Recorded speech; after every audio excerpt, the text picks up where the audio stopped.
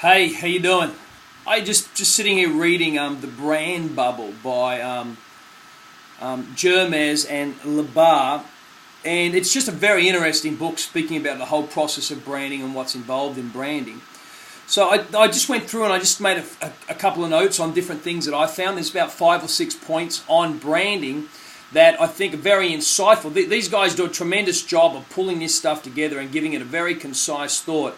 The book is called The Brand Bubble. Couple of things. Number one, they say, is that essential brands are highly irrational, yet entirely irrefutable. In other words, you can't do without them. You don't know why. You just need them. I suppose the iPod's a classic like that. Everybody just wants an iPod. It doesn't matter that it costs you $200 or $300, and it doesn't matter if it's basically a hard drive driven by software that you can get the same deal for in terms of technical aspect of it for a third of the price. You've got to have an iPod. So there's this irrational sense about it, and it's provocative and it's daring, and yet it reassures, and there's all those aspects of it. The second thing in terms of a branding that they talk about is that irresistible brands move with purpose and conviction. That they have a sense within themselves that they're a purpose, they have a plan, and they know where they're going. The third thing is irresistible brands continually reinvent themselves.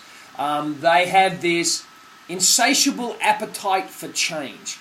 They're always wanting to reinvent themselves. They're always wanting to represent themselves in a new way and in a new light. The fourth area of branding that they talk about is that irresistible brands engage customers on their own term. In other words, they speak their own language. They're not trying to communicate in a technical term. They're not trying to communicate, for example, in the genre of the particular market, in engineering terms or in even athletic terms. It's like Nike is a brand. It doesn't talk sports to you. It talks the brand to you. It talks the feeling, the emotion. It doesn't get into the technical aspects of what it is. Irresistible brands don't force devotions. They compel it.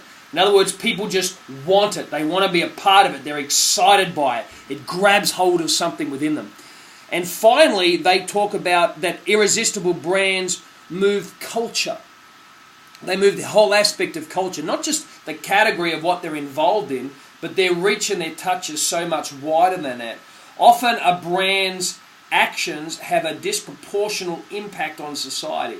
In other words, they gather social weight and momentum that is outside of and beyond the reach of purely a commercial exercise. So the book is The Brand Bubble, and it's very interesting, very much worth a read.